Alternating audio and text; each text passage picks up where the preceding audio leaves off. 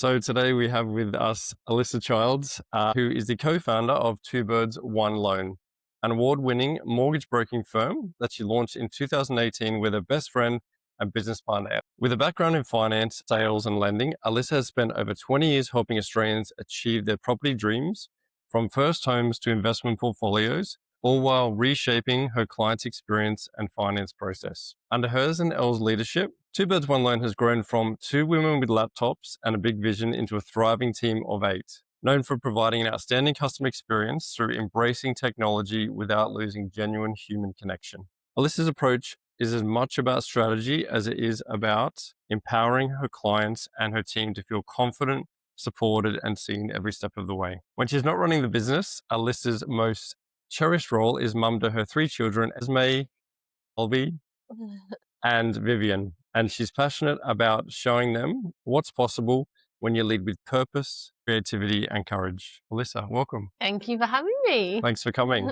Now, look, we've got a bit of a bio there about you, but could you tell us a little bit more about what do you do and what mission are you on? So I am, like you said, owner of Two Birds, One Loan, which I started with my best friend from high school, 2018, when we were 7 years ago.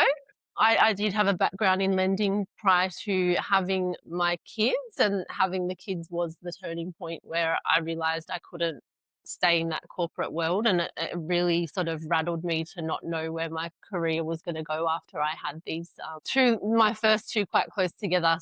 Yeah, we decided to just go out and do this together, and we probably had like big vision and maybe rose-colored goggles on about how hard it would be. Yep. But yeah, now that it's all established and going really well, you know, we're happy. I wouldn't want to go back and start it again. Like, it was really, really hard. Yeah, we're loving it. We're having so much fun, and it's a business that fits in around our families. Like, I have the 3 kids, but my business partner has 3 as well. Okay.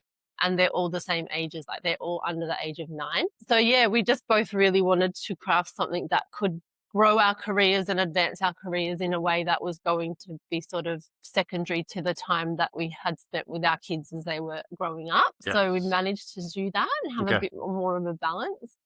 Yeah, what's next? I don't know. We're just, every time we achieve something, we're the types of people that we just set another goal and another goalpost. So yeah, we never would have imagined by this stage that we would be where we are now. And when I look back to where we started, where we had not a single client to our names when we launched. So yeah, that's a little bit about us. Excellent. No, thank you. And you touched on a little bit about, you know, in terms of finance broking, sort of what drew you to finance broking in the first place? It wasn't so much I was drawn to it. I sort of fell into it. So I finished school, and I actually was one of those people that I didn't really know what I wanted to do. And actually I thought that I would get more into something creative. So I always was interested in like hair and makeup and that sort of thing. So my mum said to me, if you want to do that, you're going to have to go work and, you know, build up a slush fund to pay for it. So I thought I'll do that. I'll go out and get a job and then save up to do it. And that job was with a mortgage broker. They were called National Mortgages. David and Mandy Kilgore. Everyone knows them, but they're sort of retired now, but their daughters have taken over that business. But yeah, I worked with them for a few years, and then I joined another firm called Moody Cadell, who you would know. And I spent a few years there before I started working in the banking side of things. So I switched over to the BDM role, which I loved so much. And I did that for about 10 years across 3 banks. But most recently I was with Macquarie when I had the 2 kids really close together. So I can't say that I never fell out of it. Like, I came into it and I loved it. And then I just kept advancing up the lines in the different roles. Yeah, you just meet so many people. Like, I feel like there's just hundreds and if not thousands of people that I've met over the last 20 years. And it feels like a little family in this industry now. Yeah. So I never would think about leaving now. But no, it wasn't a direct choice to join. It was more like I thought it would be a stepping stone to something else, but it stepped me right back to mortgage broking, which is what I did 20 years ago. Yeah, interesting. And I guess when you were kind of first starting out, how did the reality of being a broker maybe differentiate from what you thought it would be? I think, like I said, we had rose-colored goggles. We both left very well-paid corporate roles and careers. We were just thinking, you know, we just got to write 5 mil, 10 mil, and we'll be like laughing. And the reality is, to write 5 or 10 mil, you need to have like 30 mil of leads Yes. to be settling that. And it really just took so long to be able to do that sort of volume. And we thought we would do it quickly. Like, I think we thought in the first 12 months we might be making reasonable salaries, but no, we really took a financial hit, but we sacrificed that to have time with the kids, which I would never regret. But I think if you didn't have a slush fund or, you know, a good solid finance position before doing it, it's really hard, especially I think when we did it, the cost of living was not so horrendous. But in saying that, to do it, I had to put 2 kids through childcare for, like, they were 12 months apart. So the both of them were in there together for 4 years. I don't want to even tell you how much money we spent on that. Financially, like in the first few years, it didn't make any sense. But I knew in the long run that we would be where we are today. And I think a lot of people women give up their careers through those years. And I remember Macquarie, like when I left, they sort of tried really hard to get me to reconsider. And they're like, we just really need women to not give up on their careers through those early years, because you leave for 5 years and you're left behind. So I'm so glad they gave me that advice, and not that I could have ever stayed off for that period, because stay-at-home mum life was not for me. I found that impossibly hard.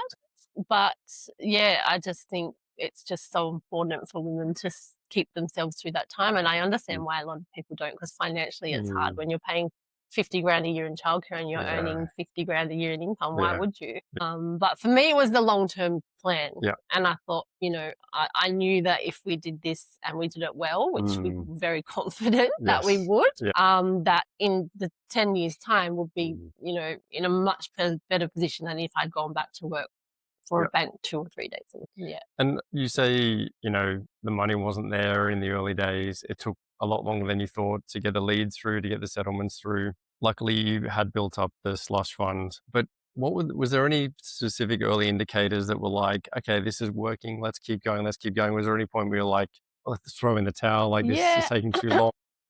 Yes, there was a time where I said to Elle, I'm like, I don't know how much longer I can be earning 70 grand a year. And you just feel like you work so hard and you put so many hours in, and, you know, a normal job, you just get paid like, you know, a really good wage for those hours. And when it's your own business, it just takes so long to get back to that. But yeah, definitely there was a time where I just thought, it was through COVID actually, and it was right before it really took off. Yeah, I did say to her, I'm just not sure I can continue this. And she's like, come on, just push through. Like, we've just got to hold on. And I did. She's like, please don't leave. But then, yeah, not since then. I think that was one point, and we were in lockdown. We were at home with the kids all the time, and I was a bit, you know, stressed around that. But no, that's probably the only time I really considered not doing it. The alternative for me is harder, to be having to come, you know, even into the city, or like having to turn up to meetings at certain times. Like, we've really crafted this business to fit around the kids. So like, I only offer meetings between 10 and 2:30 now. So it's very rare that I can't do drop off, I can't do pick up. And, you know, we work with some very high net worth people, doctors and like specialists and things, and they all will fit in to the hours that we make available on our calendar. So it's interesting. You think you have to like craft it around other people's schedules, but if you say this is when I'm free, they'll book in within those times. I think that's such a valid point. Brokers that I speak with, and it's a real mix. And some I think are diligent and being like, these are my times. But I think maybe in the early days as well, when you're trying to get the cash flow going, you're trying to get the business up and running, work, trying to do everything anytime, for everyone. you know, 10, 11 p.m. at night, you're taking calls, trying to get deals. And then it's kind of like you're almost a slave to your own business. And and we did, and we you know, it took a long time for us to get to that point where we were like, no, I'm not available. And that just comes with confidence and experience. But I remember one of the first clients we had, it was just a deal that was never going to go anywhere. We didn't even get a fact find. The two of us went out to like the other side of Sydney at 7 o'clock at night. In hindsight, I'm just like, what were we thinking? You learn so much as you go around boundaries and your time and what you're willing to do. And I think when you can sort of figure that part out, things feel less overwhelming because, Yeah. I can't be doing 7 o'clock Yeah. appointments at night, Yeah. like never, and Yeah. I will never. I could count on one hand the amount of times I've had to meet someone after 5 o'clock on a Teams meeting, and it's usually like a doctor. But on one hand, in 8 years, we really have like been strict around that. Yeah. So yeah, that was a bit of a learning curve. And I remember we because we've always caught up with other brokers just along the way to just see what we could be doing better. And we caught up with Nathan from Birdie Wealth, who you Okay. probably know. And he's like, just book into my diary. And we're like, you let people just book directly into your diary? And we were like, no way, I would never want someone to just have free range to book in. And Yeah. we realized like 12 months later that it was actually just such a powerful tool because you're not letting them book in Yeah. anytime. You're Yep. letting them book in when you're available.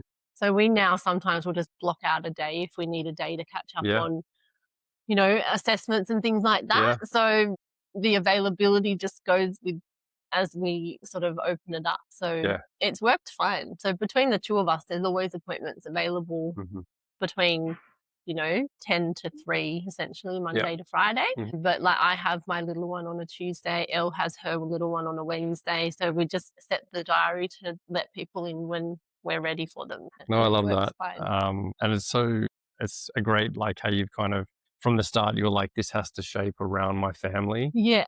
But then to achieve sort of what you guys have achieved with the 3 young children now, both of you, it's amazing. And I think I wanted to kind of take a step back, and many times sort of the years when we're growing up really shape sort of who we'll become, who we grow into, personally in our professional careers.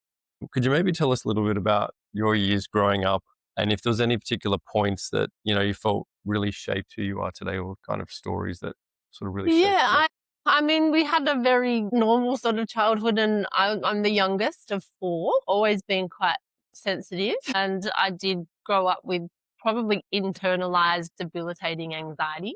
So my parents didn't even really know how much I suffered with this anxiety, like just fear of the most ridiculous situations that were never going to transpire, such as like if we drove over a bridge, I'm like, well, the bridge is gonna collapse. Or like if I was in a boat, I'm like, I'm definitely gonna sink and drown, like just stupid, which I really probably needed help with it. But I think back in those days, anxiety wasn't something that was really known about or recognized. And I'd sort of figured out how to not externalize it. So no one actually really knew, but it really caused me so much suffering as a kid. And it really came out in my adulthood, but mostly postnatally. Like it just hit me like a ton of bricks. And that was the first time in 32 years that I actually got diagnosed with an anxiety disorder. And I should have been diagnosed from when I was a child. So I think that sort of, to deal with that, I have always kept myself so busy, which is that a healthy way to deal with it? I don't know, but that's how I managed it.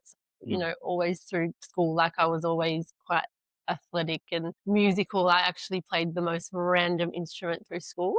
I played the French horn. I really wanted to be in the band, and there was no instruments left. So they're like, you can have the French horn. I'm like, oh, I'll give that a go. So I actually became like grade 8 honours with the French horn. It's quite funny. Like I can still pick up a trumpet and play the last post, and people just find it's a very strange ability to have. But I don't know, I've always been quite, when something interests me, I've always been quite good. But on the flip side of that, if something doesn't interest me, which was like a lot of the subjects through school, I had trouble focusing and being disciplined around things that I didn't really care about. So I think if I put my mind to something, I could excel really well. So I think when I started the business, because I was so passionate about it and I had so much experience and I knew we could do well, like I think all of that has sort of helped us to just excel and grow. And yeah, so as much as anxiety has been difficult, I think it has in a way helped me to just